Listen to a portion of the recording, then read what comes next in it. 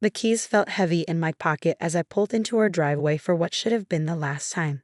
After 30 years of saving, planning, and dreaming, tomorrow was supposed to be moving day. The start of our perfect retirement in the beautiful lakefront home I'd finally bought us last month. Instead, I was about to have the most difficult conversation of my 40-year marriage. "David," Sarah called from the kitchen as I entered. "Did you pick up the extra packing boxes?"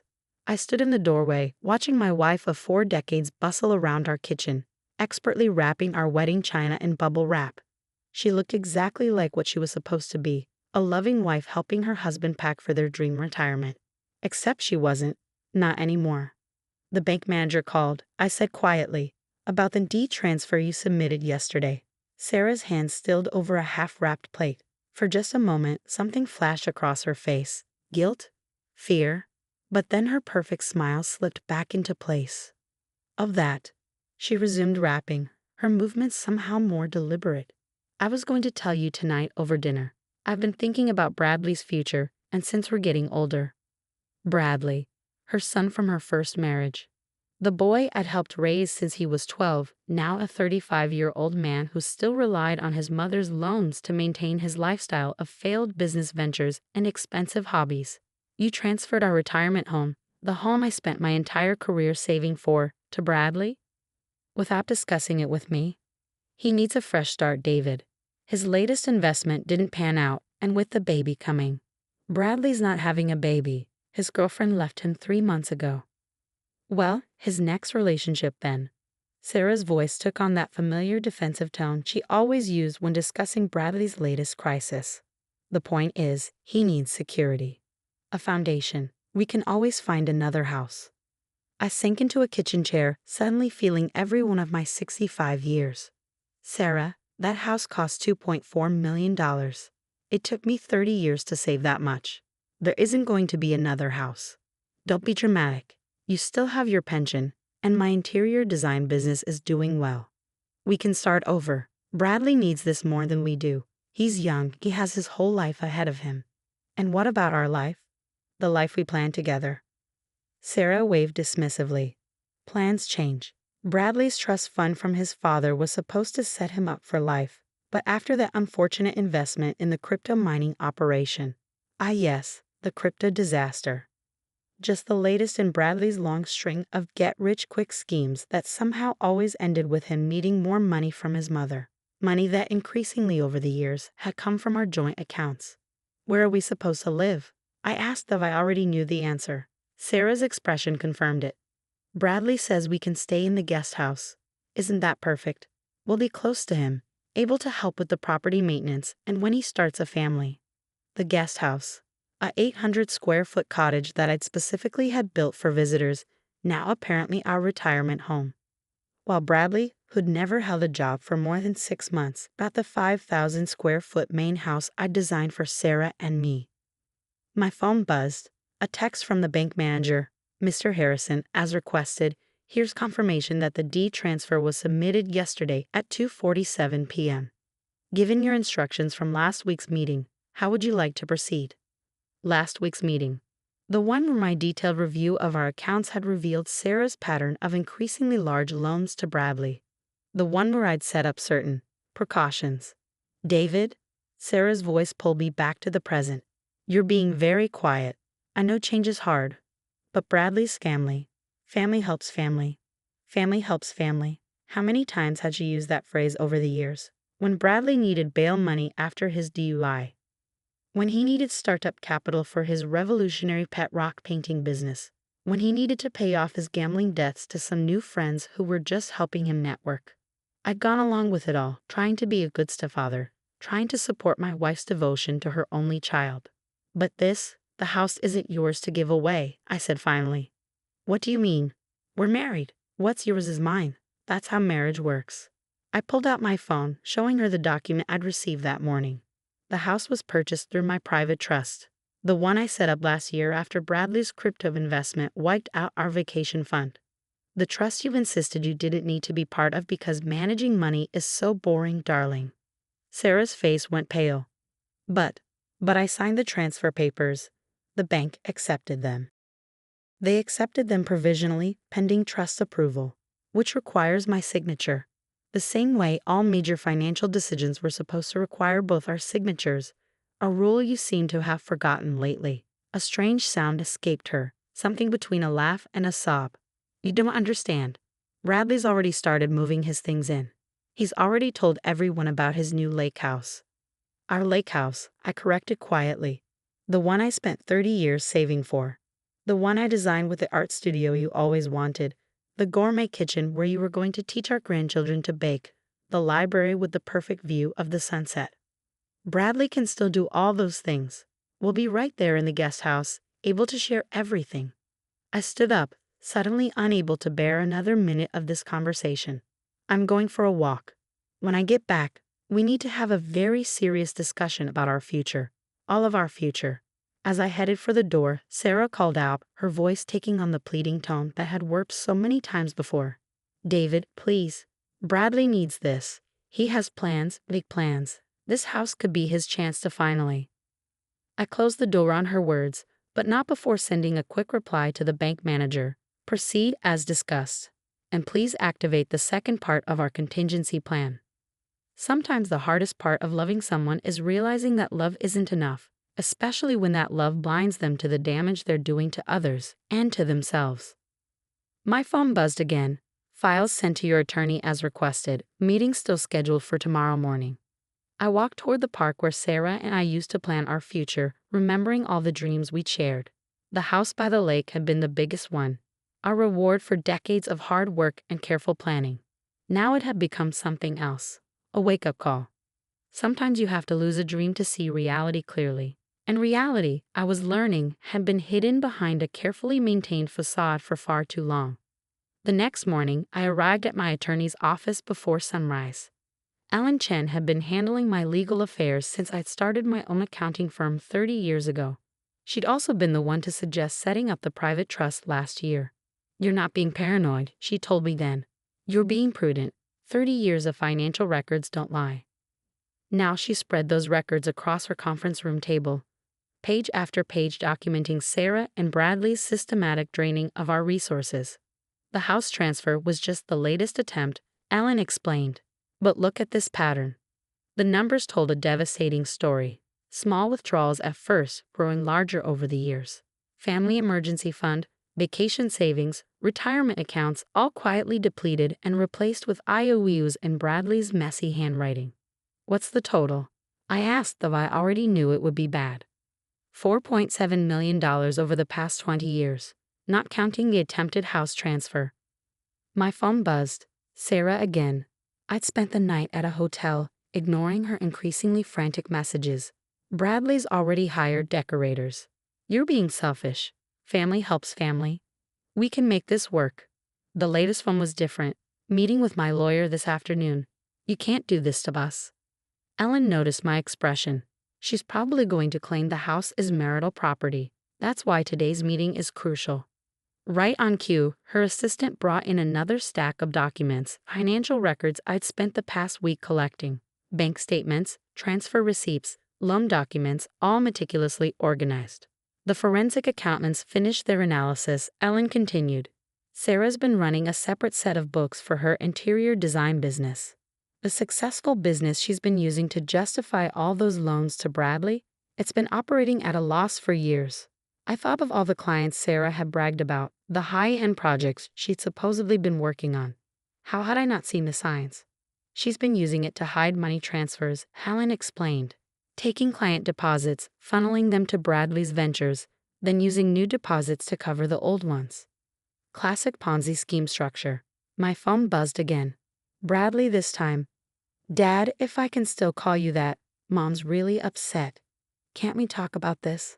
I have some amazing investment opportunities that could benefit all of us. I showed the message to Ellen, who actually laughed. Amazing timing. The SEC just finished their preliminary review of his latest investment opportunity. Want to guess what they found?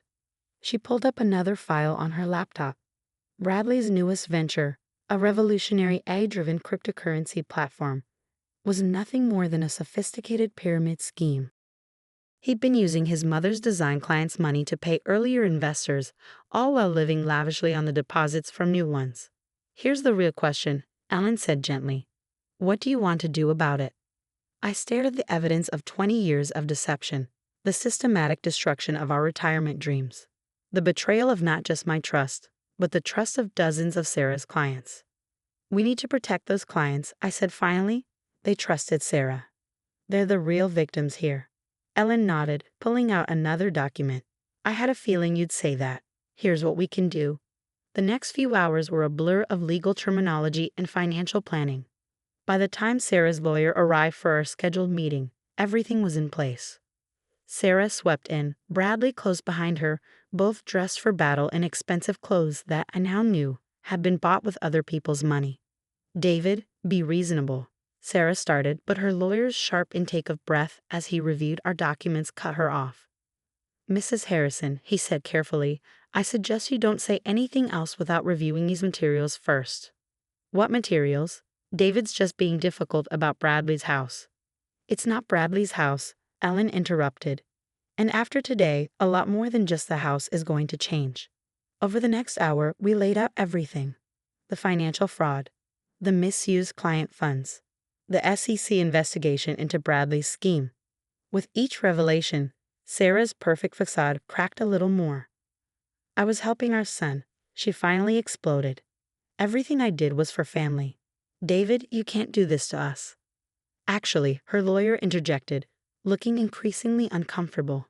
He not only can, he has a legal obligation to report financial fraud of this magnitude. The question is whether you want to cooperate now or face more severe consequences later. Bradley, who'd been uncharacteristically quiet, suddenly spoke up. Mom, maybe we should listen. I have some other opportunities. No, I cut him off. No more opportunities.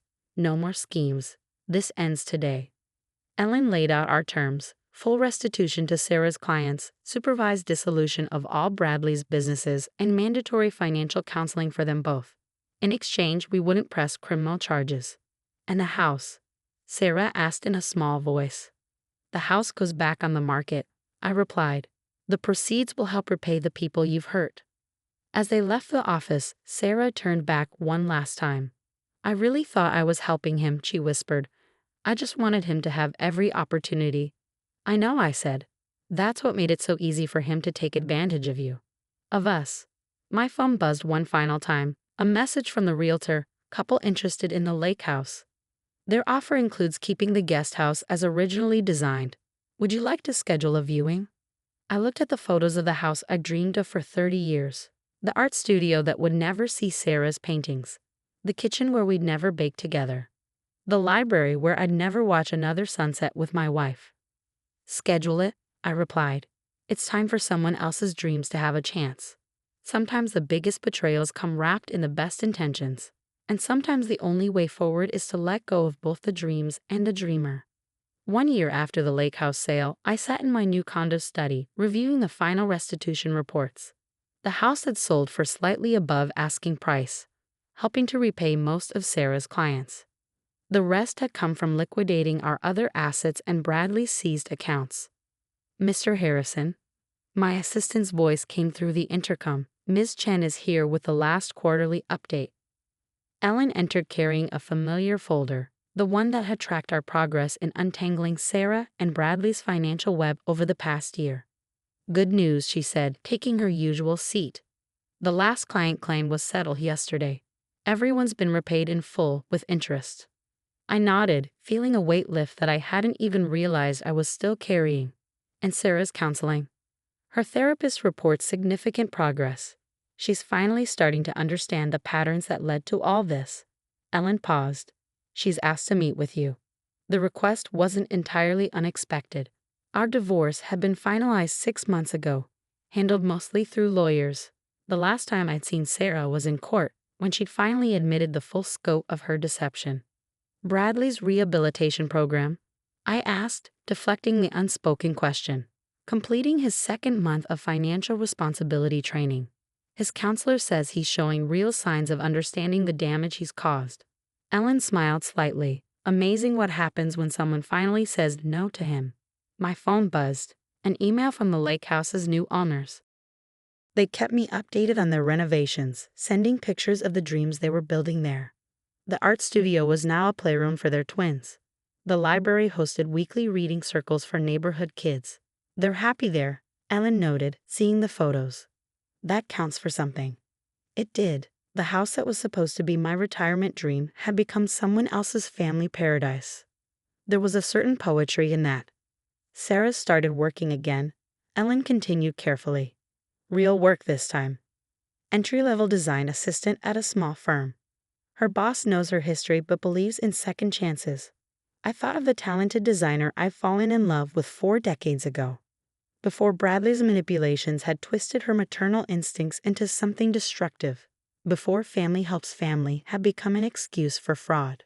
She's living in a small apartment," Ellen added, "managing her own money for the first time in years. Her therapist says the structured independence is helping her recognize her enabling patterns." Another buzz from my phone.